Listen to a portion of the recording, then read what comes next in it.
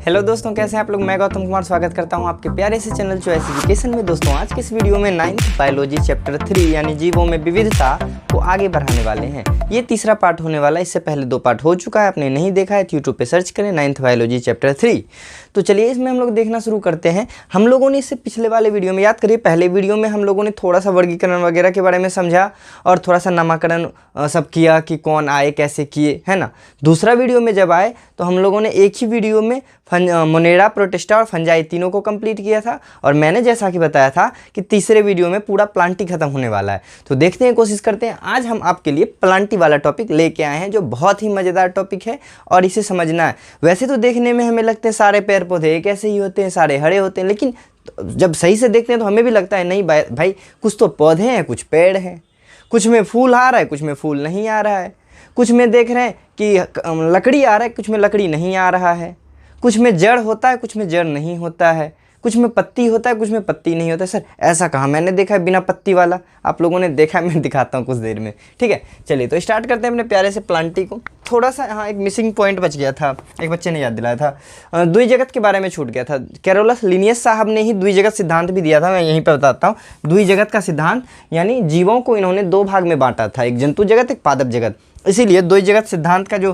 Father कह सकते हैं या किन्होंने दिया तो वो हमारे कैरोलस लिनियस साहब ही थे। इन्होंने पादप और जंतु वाला कॉन्सेप्ट दिया था। तो हमारा आज का टॉपिक है प्लांटी, ठीक है ना। प्लांटी है तो प्लांटी के बारे में समझना है थोड़ा सा। पहले प्लांटी के बारे में बेसिक बात जान लेते हैं। वैसे तो आप जानते ही होंगे, पादप कोशिका पढ़े थे ना पहले चैप्टर में, वही तो है प्लांटी के बारे में थोड़ा थोड़ा।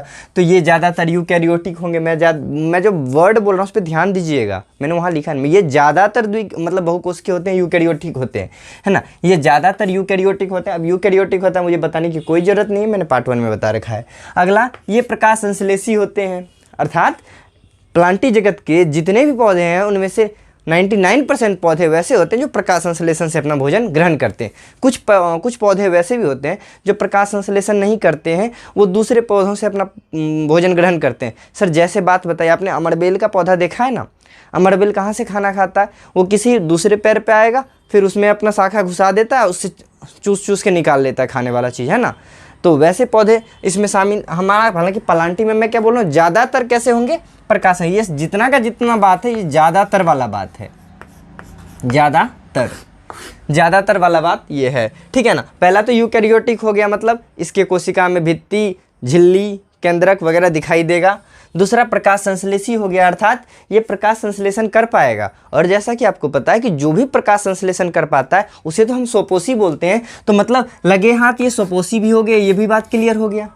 तीसरा, पादप जगत में मैंने पिछले बार में जो मैंने क्लासिफिकेशन समझा रहा था तो आपको बताया था ना, पादप कोशिका जितना भी होता है उसके ऊपर में सबसे बाह्य झिल्ली के रूप में कोशिका भित्ति पाया जाता है, मतलब सही सबसे बाह्य आवरण के रूप में कोशिका भित्ति पाया जाता है जो सेलुलोज का बना होता है ना। कोशिका वाले वीडियो में भी आपने देखा होगा, पादप कोशिका के सबसे ऊपर वाले पार्ट पे क्या पाया जाता है, सेल वॉल पाया जाता है, कठोर होता है, निर्जीव होता है ना। चलिए, तो ये स्वपोषी होता है, साथ ही साथ इसमें कोशिका भित्ति पाया जाता है। अगला क्या है कि ये स्थलीय भी होते हैं, जलीय भी होते हैं।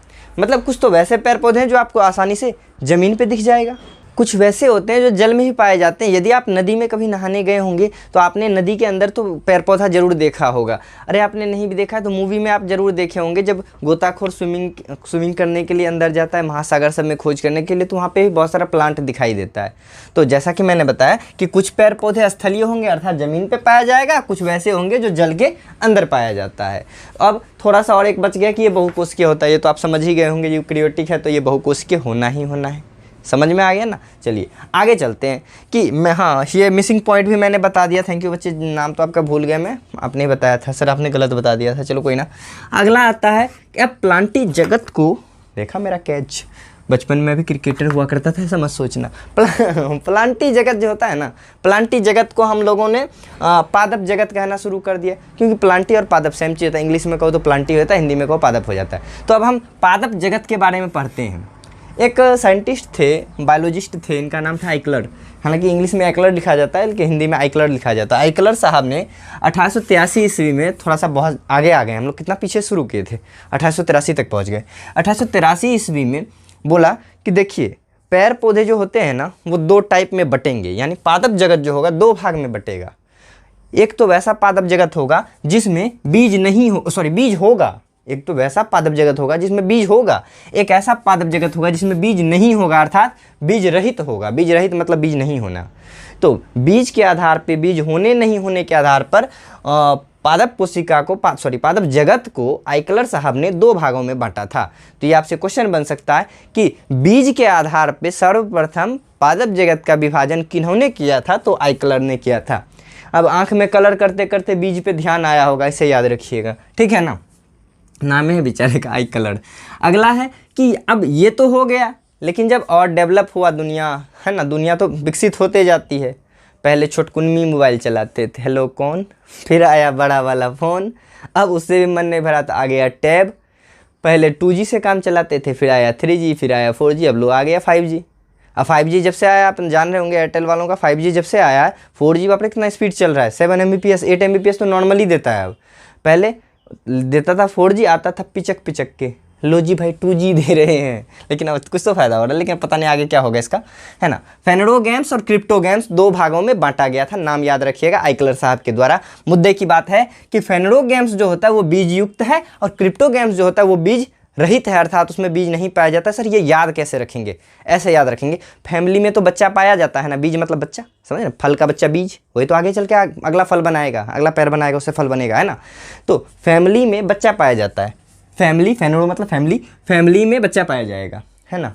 अब क्रिप्टो करेंसी वाला बात है तो छोड़ो उसको, एगो में हो ही गया, गेम खेलने के लिए बच्चा नहीं जाएगा ऐसा नहीं कर लेना, गेम्स इसमें भी है ना, गेम्स लिखा गया, सॉरी, क्रिप्टो गेम्स होगा, है ना। फेनडो गेम्स यानी फैमिली वाला, फैमिली वाले में बीज होगा और क्रिप्टो वाले में बीज नहीं होगा, याद रखना। ऑब्जेक्टिव बहुत अच्छा पूछा जाता है, निम्नलिखित में से कौन सा बीज युक्त पौधा है ना, कौन सा जगत बीज युक्त है? तो ये हमारा फेनडो गेम्स वाला जगत आ जाएगा, है ना। और क्रिप्टो गेम्स वाले में बीज नहीं होगा, मैंने ट्रिक बताया, ऐसा नहीं कि कुछ होता है वैसा, ऐसा कुछ नहीं है। चलो, फेनडो गेम्स को बाद में जब और विकसित हुई दुनिया तो 2 भागों में बांटा गया। कुछ तो वैसे थे जिसका बीज एकदम नंगा घूमता था। सर ऐसी कैसी बात बोल रहे हैं आप, हैं, कैसी कैसी बात बोल रहे हैं? नग्न बीजी मतलब होता है जिसके बीज के ऊपर कोई कवर नहीं पाया जाता है। सर मैंने तो ऐसा नहीं देखा है, अभी बहुत ज़ोर ज़ोर से दिखाने वाला हूँ, आपने देखा है? नग्न बीजी जिसके ऊपर, बीज के ऊपर कोई कवर नहीं पाया जाता है ना, इसको कहा जाता है जिम्नोस्पर्म। और एक वैसा होता है जिसके बीज के ऊपर कवर पाया जाता है, इसलिए आवृत बीजी इसको कहा जाता है, इसको एंजियोस्पर्म कहेंगे। यानी फेनडो गेम्स को 2 बच्चे, एक जिम्नोस्पर्म एक एंजियोस्पर्म, ये दोनों का दोनों प्रजाति बड़ा प्रजाति है, मतलब ये विकसित पौधा है, इसके बारे में हम लोग जानते हैं, आसपास में हमको ये दिखाई देता है, ज़्यादातर पौधे दिखाई देने वाले इन्हीं ग्रुप के लोग हैं। अगला है क्रिप्टो गेम्स। क्रिप्टो गेम्स को हम लोगों ने 3 भाग में बांटा है, एक है थैलोफाइटा, एक है ब्रायोफाइटा, एक है टेरिडोफाइटा। सर अच्छा नाम लिखा है आपने, थैलोफाइटा नाम के, उसका संरचना के आधार पर ऐसा नाम रखा गया है ना। Thallophyta, bryophyta, pteridophyta. Crypto games का कितना पार्ट हो गया? क्रिप्टो गेम्स का 3 भाग हो गया, ठीक है ना। ये सब आप याद रखिएगा, बहुत ज़्यादा इंपॉर्टेंट हो जाता है ना ऑब्जेक्टिव के लिए, क्योंकि बोलिए सर आप बार बार ऑब्जेक्टिव पे ध्यान क्यों दिलवाते हैं?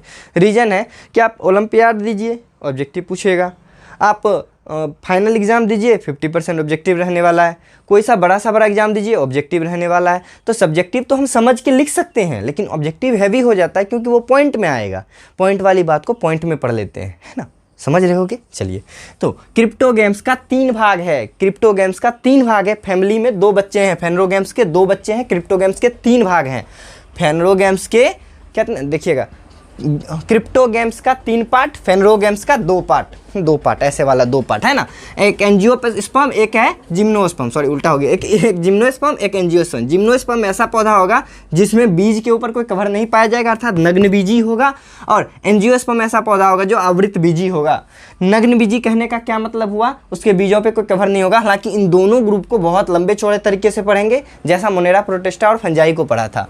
अब है क्रिप्टो गेम्स। क्रिप्टो गेम्स में थैलोफाइटा, ब्रायोफाइटा और टेरिडोफाइटा, तीनों को सही से समझते हैं। एक और मुद्दे की बात है, आपको याद दिला दूं, यदि इन दोनों ग्रुप को जोड़ दिया जाए तो एक नया नाम बन के आता है जिसको हम लोग स्पर्मेटोफाइटा कहते हैं ना, स्पर्मेटोफाइटा कहते हैं। तो ये अब नाम याद रखिएगा। वैसे देखिए स्पर्म वाला इसके पीछे में लगा होता है, तो यहाँ पर भी स्पर्म वाला वर्ड आ गया, स्पर्मेटोफाइटा, क्योंकि ये दोनों का मिश्रित रूप है, मतलब भाग है। आपको पूछा जा सकता है ऑब्जेक्टिव में कि जिम्नोस्पर्म एंजियोस्पर्म के सम्मिलित रूप को क्या कह सकते हैं, तो हम लोग स्पर्मेटोफाइटा कहते हैं, ठीक है ना। तो यहाँ तक हो गया। चलिए चॉइस एजुकेशन, इसमें तो आप पढ़ ही रहे हैं, लिखने का वजह भी है कुछ, मैं बाद में बताता हूँ, छोड़ो उन सब बातों में क्या रखा है। अगला है कि अब हम पढ़ना शुरू करेंगे एक बगल से सारा। जैसा कि मैंने बताया ये बड़े बड़े लोग हैं, तो बड़े लोगों को थोड़ा लास्ट में पढ़ते हैं, याद करो। पादप वाला छोटा होता है तो पहले पढ़ते हैं, जंतु वाला बड़ा होता है बाद में पढ़ते हैं। अब पादप में भी जो छोटा है उसको पहले पढ़ेंगे, जो बड़ा है उसको बाद में पढ़ेंगे, ताकि उन सबको पढ़ते पढ़ते समझ विकसित हो जाए और उसको सही से समझ पाए। देखा। चलो अगला है थाइलोफाइटा। थाइलोफाइटा जो होता है ना, अब मतलब कि ऐसा सोचिए कि भगवान ना पौधा बना रहे थे, बनाते बनाते कहीं चले गए थे, मतलब कुछ किए नहीं, एक मतलब ऐसा सा कोशिकाओं का उत्तक का समूह बना बना के छोड़ दिए, वो बन गया थाइलोफाइटा। मतलब थाइलोफाइटा का शरीर जो होगा वो अविभाजित होगा, यानी ना तो इसमें जड़ पाया जाएगा, ना तना पाया जाएगा सही से, ना ही कोई सही से पत्ती पाया जाता है। मतलब जड़ तना पत्ती में इसका शरीर विभाजित नहीं होता है। समझ में आया मैंने क्या बताया आपको, कि ये जो होता है थाइलोफाइटा, थाइलोफाइटा सबसे मतलब अविकसित पौधा है। इसके शरीर में ना तो तना पाया जाता है विकसित रूप का, ना जड़ पाया जाता है और ना ही पत्ती पाया जाता है। सर ऐसे पत्ते हमें दिखाई कहाँ देंगे, अभी जस्ट दिखाता हूँ आपको। आपने शैवाल लाइकेन का नाम सुना है ना, क्या आपने सुना है कि शैवाल में पत्ते पाए जाते हैं? नहीं सुना है ना, इसीलिए नहीं सुना क्योंकि होते ही नहीं है। अगला है इसका शरीर एक थैलस के रूप में होता है, मतलब इसका शरीर कुल मिला के देखोगे ना इस टाइप का बना होता है।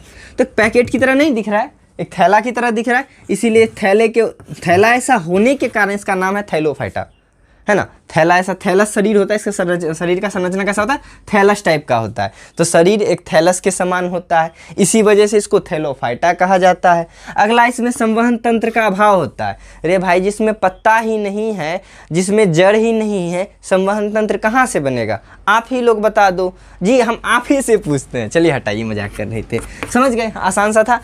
थैलोफाइटा किसका भाग है? तो थैलोफाइटा हमारा क्रिप्टोगेम्स का भाग है। थैलोफाइटा में हमने क्या पढ़ा? थैलोफाइटा अविकसित पौधा होता है, अर्थात इनका शरीर ना तो जड़ तना पत्तियों में विभाजित होता है, ना ही इसमें कोई विशेष प्रकार का संवहन तंत्र पाया जाता है। चूंकि इसका शरीर एक थैले के रूप में होता है, इसीलिए इस प्रजाति को थैलोफाइटा कहा जाता है। और इसमें मुख्य एग्जाम्पल का बात करिए तो इसमें शैवाल और लाइकेन दोनों बाबा आ जाता है। तो शैवाल और लाइकेन को हम अभी अच्छा से समझाएंगे ताकि आप लोग सही समझ पाइए शैवाल होता क्या, लाइकेन होता क्या। आपने क्लेमाइडोमोनस का नाम सुना है ना? जी सर, जरूर सुना है। तो क्लेमाइडोमोनस जो होता है एक तरह का शैवाल प्रजाति का ही जीव है वो, ठीक है ना। अभी देखते हैं, मैं समझाता हूँ दोनों को बारी बारी से अच्छे से। क्या इतना चीज़ आपको समझ में आया? तो देर क्यों कर रहे हो, लाइक करो ना वीडियो रोक के। कर दिया सर, बहुत अच्छी बात, आपने कर दिया। तो चलो एक बार इसका स्क्रीनशॉट भी मारोगे, क्योंकि कॉपी पे सर ऐसा बादल बादल बना के बनाते हैं ना, बहुत ही अच्छा लगता है, कॉपी यूनिक लगता है। चलो तो एक बार आप अपने बादल को बना लो, ठीक है, मैं हट जाऊँ। तो जैसा कि मैंने बताया कि लाइकेन और शैवाल के बारे में भी आपको थोड़ा थोड़ा अच्छा से बता देते हैं। तो इधर मैंने शैवाल के बारे में, इधर लाइकेन के बारे में लिख रखा है। कुछ खास नहीं है, मैं बता देता हूँ, लेकिन आप समझ जाओगे आसानी से। वैसे बच्चे किताब देखेंगे तो बहुत खतरनाक लगने वाला है ये। शैवाल जो होता है, पहली बात तो ये कौन सा जीव है? ये थैलोफाइटा प्रजाति का है। और जितने भी शैवाल होते हैं वो जरूरी नहीं कि वो हरे ही होते हैं, कुछ नीले शैवाल भी होते हैं, कुछ गुलाबी भी होते हैं। दैनिक जीवन में हम लोग करें या ना करें, साइंटिस्ट लोग कोशिका वगैरह के अध्ययन में भी बहुत सारे शैवाल का इस्तेमाल किया जाता है। और शैवाल का इस्तेमाल हम लोग एक जगह और करते हैं, लिटमस वगैरह बनाने में। तो यहाँ देखिए, शैवाल जो होता है ये ना सबसे सरल जलीय जीव है, मतलब सबसे पुराना भी है और सबसे सरल जलीय जीव है, ठीक है। मतलब पानी में ये पाया जाता है, शैवाल ज़्यादातर पानी में पाया जाता है, ठीक है ना, और पानी में ही पाया जाता है। ये प्रकाश संश्लेषी होते हैं, कलर कोई सा भी हो, थोड़ा बहुत तो होता ही होगा क्लोरोफिल, है ना। ये प्रकाश संश्लेषी होते हैं, अर्थात ये जितने भी होते हैं ये स्वपोषी होते हैं, अपना भोजन स्वयं बना सकते हैं। शैवाल स्वपोषी होते हैं, ये सबसे सरल जलीय जीव हैं और ये प्रकाश संश्लेषी होते हैं, अर्थात ये प्रकाश संश्लेषी करने में समर्थ होते हैं। अगला, ये एक कोशिकीय जीव भी हैं और बहुकोशिकीय जीव भी हैं। वहाँ पे बहु दे के सुनना दिए, इसका मतलब ये नहीं समझ जाना कि वो क्या है सर, बहुकोशिकीय है। एक कोशिकीय जीव का एग्जाम्पल हो जाएगा क्लेमाइडोमोनस। देखो ये है क्लेमाइडोमोनस। सर ये तो मेरे बचपन का फोटो है, ऐसा लग रहा है क्या? नहीं नहीं नहीं, ये क्लेमाइडोमोनस है। ये जो होता है ना, एक कोशिकीय पादप जगत का उदाहरण है। ये ध्यान से सुन के याद रखिए आप लोग। ऐसा एक कोशिकीय बताओ, वैसे आपने सुना अमीबा एक कोशिकीय है, पैरामीशियम एक कोशिकीय है। ये सब का सब ना जंतु जगत का है, पादप जगत का। ये ध्यान से याद रखिएगा। ये कौन है? तो ये है हमारा क्लेमाइडोमोनस, जो है पैर पौधे प्रजाति का और है कैसा, एक कोशिकीय। अब इसमें देखिए, ये रिक्तिका हो जाएगा, ये लवक है इसका। ये जो बीच में देख रहे हैं ये केंद्रक है, और ये जो इसका पुछड़ी देख रहे हैं, पुछड़ी को तो पहचानते होंगे, फ्लैजिला है ये। इसी फ्लैजिला की वजह से ये पानी में चल पाता है ना। फ्लैजिला से पूंछ की तरह से मार मार के आगे बढ़ता है ना। ये था हमारा शैवाल के बारे में। शैवाल का एक कोशिकीय एग्जाम्पल क्लेमाइडोमोनास। कुछ बहुकोशिकीय भी है जैसे स्पायरोगायरा हो गया, क्लेडोफोरा हो गया, है ना। इन लोगों को हम लोग देखते हैं। स्पायरोगायरा का शरीर कुछ इस टाइप से होता है, दोनों साइड मतलब पाइप की तरह होता है, उसके बीच में कुछ ऐसा संरचना बना होता है, बीच में कहीं केंद्रक होता है, कहीं क्लोरोफिल होता है। और इसका एक विशेषता क्या है, इसको यदि आप बीच से काट दोगे ना, फिर ये 2 टुकड़े में बन जाएगा, दोनों टुकड़ा जिंदा रहेगा, अपना नया नया जीव बन जाएगा। ये स्पायरोगायरा, इसके बारे में 10th में भी आप पढ़ोगे। अगला है ये ये क्या लिख रखा है, क्लेडोफोरा। ये अलग से इसलिए लिख रखा है कि ये सब देखिए सिंगल पीस में है, और जैसा थैलोफाइटा वाला एग्जांपल स्पष्ट करना है तो इसको आप ध्यान से याद रखिएगा। ये जो क्लेडोफोरा है, क्लेडोफोरा का देखिए शरीर शाखित होता है, यानी इनका शरीर कैसा होता है, शाखे में होते हैं। तो हमको लगता है दिख रहा होगा शायद, है ना। इनका शरीर शाखा में होता है। अब शाखा में होने के बाद देखिए, मैंने बताया इनका शरीर थैलस के रूप में होता है। देखिए एक थैली, दूसरा थैली, तीसरा थैली, तो इस तरह से इनका शरीर बना होता है। ये था आपका पूरा का पूरा शैवाल। समझ में आया ना। शैवाल कुछ नहीं है, एक सरल जलीय जीव है जो ज़्यादातर जल में पाए जाते हैं, स्वपोषी होते हैं, प्रकाश संश्लेषण करने में संभव होते हैं, ज़्यादातर हरे होते हैं, कुछ नीले भूरे भी होते हैं, है ना, लेकिन सारे के सारे स्वपोषी होते हैं। ये कुछ एक कोशिकीय हैं, कुछ बहुकोशिकीय हैं। एक कोशिकीय के एग्जाम्पल दे दीजिए क्लेमाइडोमोनास, बहुकोशिकीय का एग्जाम्पल एक स्पायरोगायरा दे दीजिएगा। कुछ वैसे शैवाल होते हैं जो शाखित हैं, जिसमें तुम्हारा क्या हो जाएगा, क्लेडोफोरा हो जाएगा। इतना शैवाल था, समाप्त। अब आता है लाइकेन की बारी। तो चलिए अब लाइकेन के बारे में हम लोग पढ़ना शुरू करते हैं। लाइकेन जो है ना, एक तरह से शैवाल की ही प्रजाति का लोग है। कुछ वैसे शैवाल होते हैं, एक अलग प्रकार के शैवाल, जो कि कवक के साथ मिलजुल के रहते हैं। मतलब दोनों मिलजुल के अपना खाना पीना का व्यवस्था करता है। कवक जमा करता है, शैवाल उसको खाता है, शैवाल के सहारे ही कवक जिंदा रहता है। तो कहा जाए तो शैवाल और कवक के कुछ वैसे मिले जुले ग्रुप होते हैं जिसको लाइकेन कहा जाता है। लाइकेन मुख्यतः कहाँ पाए जाते हैं, तो पेड़ के छाल में, मैं समझाता हूँ कहाँ पाए थे, पुराने पत्थर पे, दीवार पर पाए जाते हैं। आपने देखा होगा चापाकल के बगल में हरा हरा सा वो बना होता है कुछ, जिसको आप लोग कजली कहते हैं, शायद यही कहते होंगे, है ना। वो जो हरे हरे रंग का निकला होता है, या फिर कहीं पुराना ईंट है, नमी वाले जगह पे पुराना ईंट है तो उसमें इतना इतना हरा हरा सा निकला होता है कुछ, आपने देखा होगा इस टाइप का चीज़। तो यही शैवाल होता है, और मतलब कि ऐसा शैवाल होता है जो कवक के साथ रहता है, अर्थात इसको हम लोग लाइकेन कहते हैं। लाइकेन समझ में आ गया आपको। चलिए, तो ये था लाइकेन। और ये दोनों का दोनों किसका एग्जाम्पल है, ये तो नहीं भूल गए ना, ये थैलोफाइटा का एग्जाम्पल है। तो थैलोफाइटा हमारा समाप्त हो गया। अब चलिए ब्रायोफाइटा पे चलते हैं। स्क्रीनशॉट मार लो।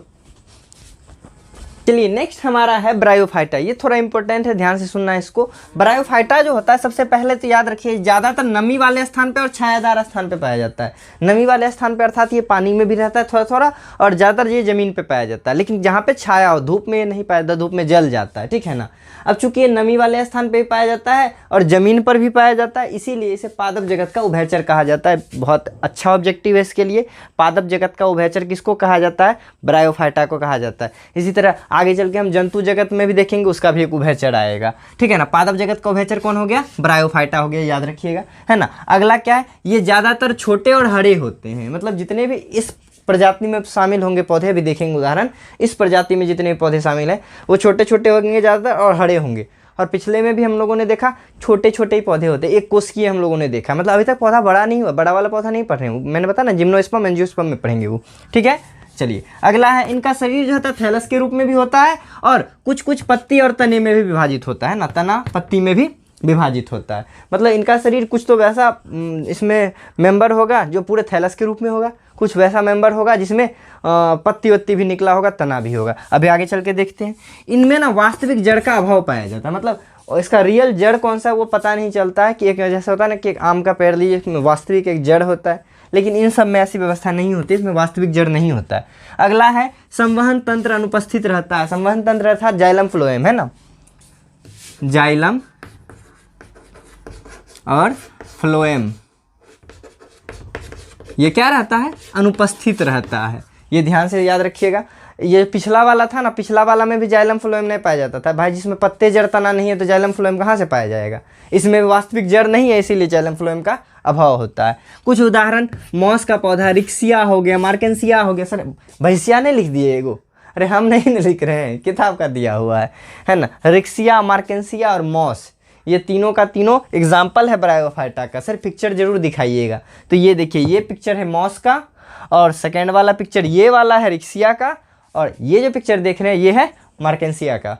तो अच्छा सा नाम लगा ना। अब नाम याद रखिएगा, कहीं कोनो पौधा आपको भी मिलेगा तो इसी टाइप का नाम रख दीजिएगा, भैंसिया नाम रख दीजिएगा। बोलिए बहुत अंग्रेजवा परेशान किया है मार्केंसिया, रिक्सिया है ना, देख लेना, ठीक है। ये था अपना हल्का सा ही था ब्रायोफाइटा। सर एक लाइन में बता दीजिए जैसे एंड में बताते। देखिए ब्रायोफाइटा ज़्यादातर छायादार और नमी वाले स्थान पे पाए जाते हैं। ये छोटे छोटे हरे होते हैं, ठीक है ना, छोटे भी होते हैं और हरे भी होते हैं।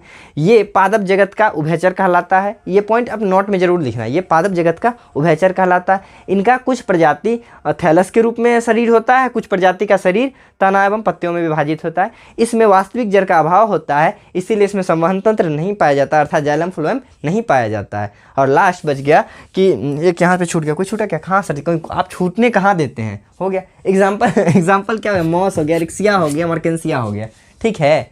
अब सिया के पिया इसको मिटाया जाए। चलिए इसको मिटाते हैं। आप इसका भी स्क्रीनशॉट ले लो और फिर, हाँ एक मिनट, स्क्रीनशॉट ले लो का मतलब समझते हैं? जी सर।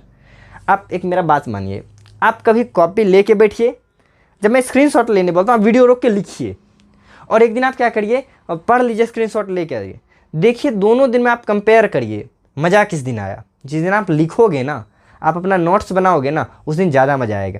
क्योंकि मैं कुछ बातें बोलता हूँ जो स्क्रीनशॉट में कैप्चर नहीं हो सकता बच्चा। वो बात मैं कभी बोर्ड पे भी बहुत सारा बात नहीं लिखता हूँ, है ना, बोर्ड पे भी नहीं लिखता हूँ। तो उन बात को आप नोट में खटाखट, हाथ में पेंसिल है, पेन है, तो हाँ देख भी रहे हैं वीडियो, हाँ छोटा सा लिख दिए, चलिए देख रहे हैं, छोटा सा, थोड़ा बड़ा है, रोक के लिख लिए।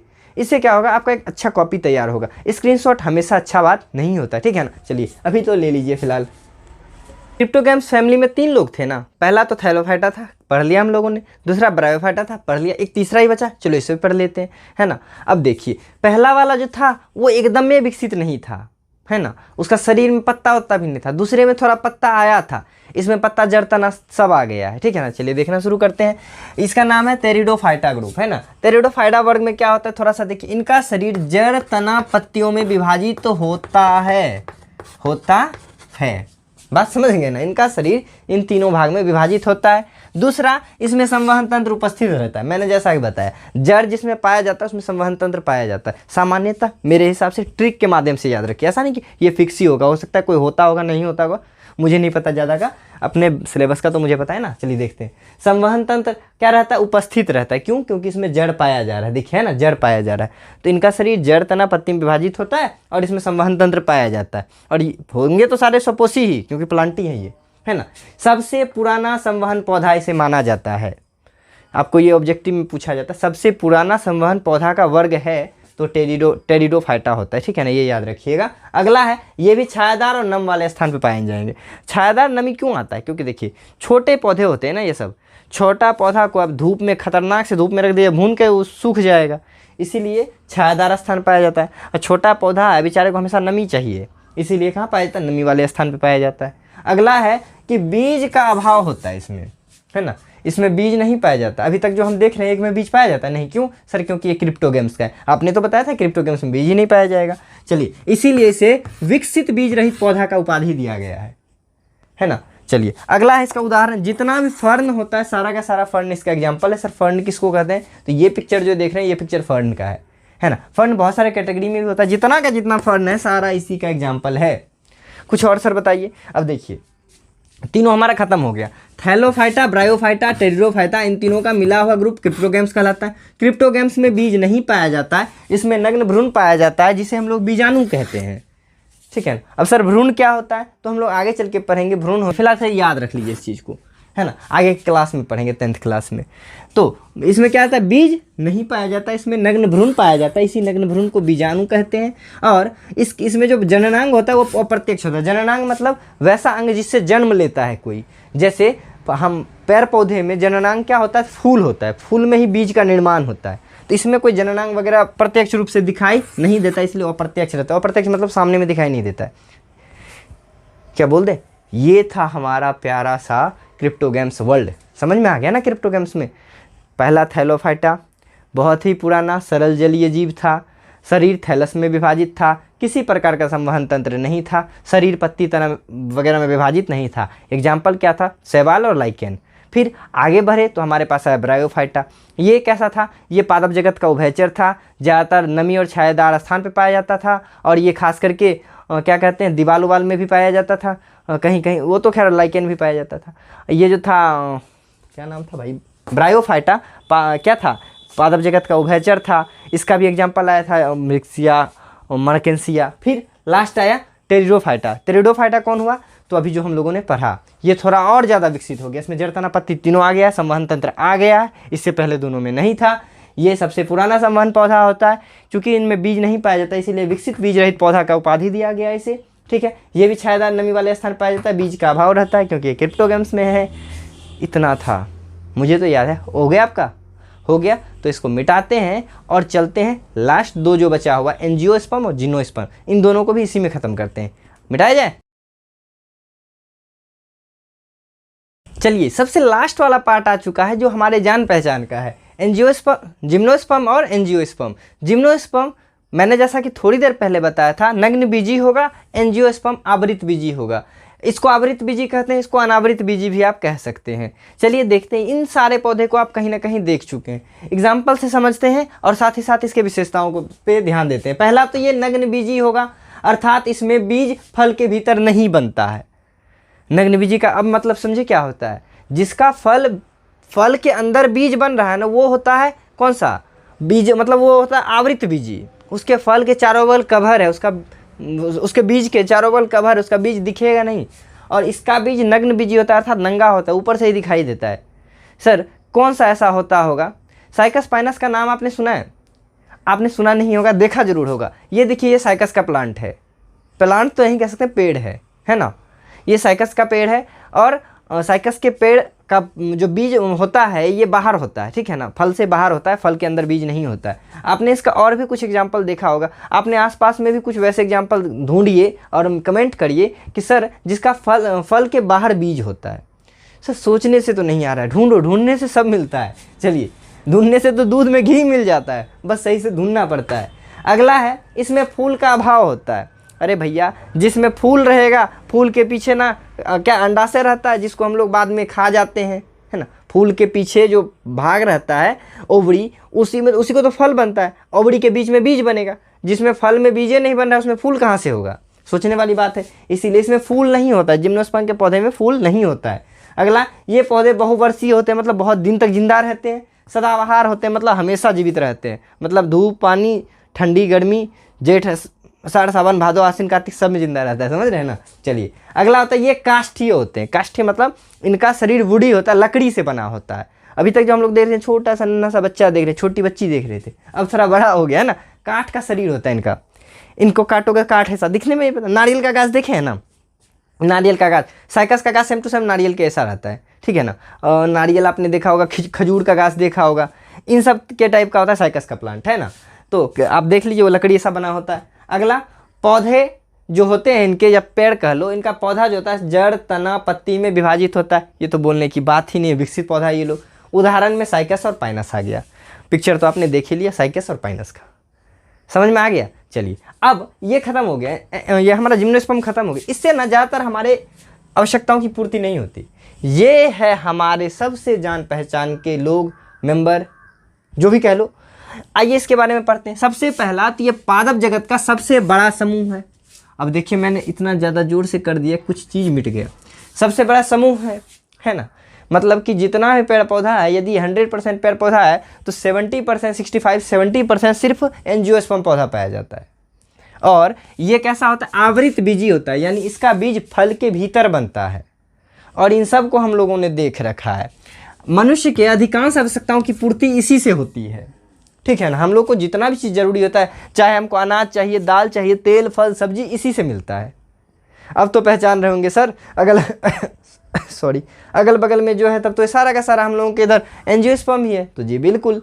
चलिए, अगला, इसमें फूल का अभाव नहीं होता है, चूँकि इसमें हम लोगों ने देखा आवृत बीजी है। बीज तो बनता फल के अंदर, फल तो आएगा फूल के बनने से, है ना। तो इसमें फूल पाया जाता है। इसमें भोजन का संचय या तो भ्रूणपोष में होगा या तो बीजपत्री में होगा। भ्रूणपोष वही, अब एक बार देख ही लो यार, देखिए,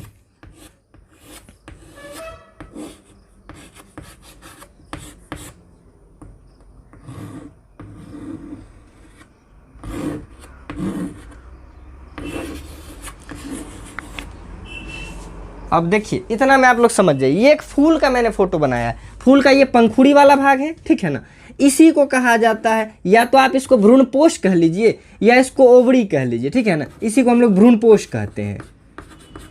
और जितना भी बीज बनता है ना, देखिए यहाँ अभी 10वां में जाइए, 8th क्लास में थोड़ा बहुत परागन के बारे में आप लोगों ने पढ़ा होगा।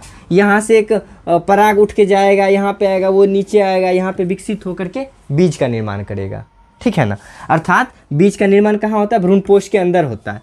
तो इसमें जो ये खाना खाता है ना, ये वाला प्लांट बहुत ज़्यादा एनर्जी तो ले लेता है, जितना खा पाता है खा लेता, बाकी एनर्जी या तो इस भ्रूणपोष में जमा कर लेते हैं या बीज पात्र में। आपने मटर का पौधा देखा है, तो मटर कहाँ पाया जाता है? तो मटर एक देखिएगा इस टाइप का पैकेट होता है, इस पैकेट के भीतर ऐसा गोल गोल सा मटर पाया जाता है ना, तो इसी को बीज पत्र कहते हैं। या तो ये अपना भोजन बीज पत्र में स्टोर कर लेंगे या तो भ्रूणपोष में स्टोर कर लेंगे, वही स्टोर किया हुआ भोजन तो हम लोग खा जाते हैं, है ना। बहुत नाइंसाफ़ी सर। अब ये जो होता है ना, 2 टाइप का होगा, एक तो होगा एक बीज पत्री, एक होगा द्विबीजपत्री। एक बीज पत्री मतलब उसको खोलिएगा सिर्फ उसके अंदर एक ही बीज रहेगा। द्विबीजपत्री उसको खोलेगा तो बीज के अंदर ना 2 बीज सेक्शन बटा होगा। जैसे अपन चना को फाड़ा है, अपने चना के अंदर 2 बीज होता है ना, एक के अंदर 2 बीज रहता है। तो इन दोनों को चलिए अलग अलग से पढ़ते हैं, ठीक है ना। चलिए मिटाएं, एक बार स्क्रीनशॉट ले लो। चलिए लास्ट टॉपिक है, इसे भी जल्दी जल्दी से ख़त्म कर लेते हैं क्योंकि बहुत लंबा हो गया होगा वीडियो, है ना। बहुत परेशान हो गए होंगे। बिल्कुल परेशान नहीं होना, कितना सिंपल से समझाया यार। अब मैं क्या कर सकता हूँ, मैंने बहुत हल्का बनाने का कोशिश किया है। एक बीजपत्री जिसको हम लोग मोनोकार्डिलियंस भी कहते हैं इंग्लिश में, एक बीजपत्री किसको कहेंगे? वैसा मतलब कि एंजियोस्पर्म जिसके बीज में एक ही बीजपत्र पाया जाता है ना, इसीलिए तो इसका नाम एक बीजपत्री है, ठीक है। पहला तो हो गया। दूसरा, पतली पत्तियां पाई जाती है। इसकी पत्तियां ऐसी होती है, मतलब इस टाइप का होता है। इसके बीच में जो पत्तियों के बीच में देखिए सिराएं पाई जाती है, वेन्स पाई जाती है, ये देखिए इस टाइप का होता है, इस टाइप का। और सर इस ऐसा किस में आपने देखा होगा? आप देखिए मकई का पौधा आपने देखा है, धान का पत्ती देखा है, गेहूं का पत्ती देखा है, उन सब का पत्ता देखना इसी टाइप का होता है, पतला पतला सा होता है, बीच में ऐसे ऐसे रेशा निकला होता है, ठीक है ना। अगला, इनके पत्तियों में जो सिरा होता है समांतर होता है, जैसे कि मैंने बताया, देखिए है ना, पैरेलल होता है। अगला, इसमें संवहन मंडल फैला हुआ रहता है, मतलब ऐसा नहीं कहीं फिक्स होता है, फैला हुआ रहता है जहीं तहीं। जड़ इसका रेशेदार होता है। देखिए जड़ 2 टाइप का होता है, एक तो होता है देखिए इस टाइप का, पेड़ का जड़ इस टाइप से होता है ना, इस टाइप का जड़ होता है। एक जड़ इस टाइप का होता है, मतलब घास वगैरह जड़ है, देखिए इस टाइप का, इसको कहा जाता है झखड़ा जड़, जिसको एक और रेशेदार जड़ भी कहा जाता है, इसको मुसला जड़ कहा जाता है, जिसको टैप रूट कहा जाता है।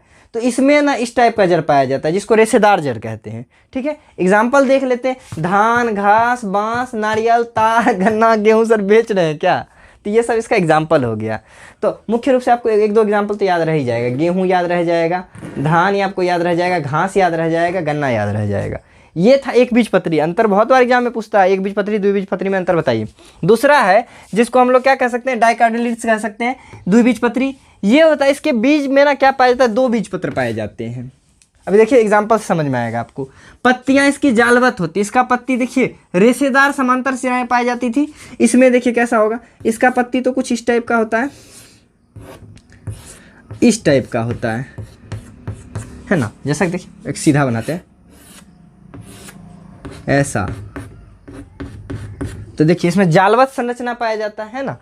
अगला है इसका संवहन मंडल वलयाकार होता है, इस टाइप का, रिंग टाइप का इसका संवहन मंडल होता है, गोल गोल टाइप का, ठीक है। संवहन मंडल आपने उत्तक में पढ़ा होगा, तो बहुत प्रकार का संवहन मंडल था, मैंने जलम फुलम में दिखाया था कितना प्रकार का था। इसका जड़ कैसा होता है, मुसला जड़ पाया जाता है, अर्थात टैप रूट होता है, इस टाइप का जड़ पाया जाता है इसमें, ठीक है। एग्जाम्पल हो गया आम, लीची, बरगद, कटहल।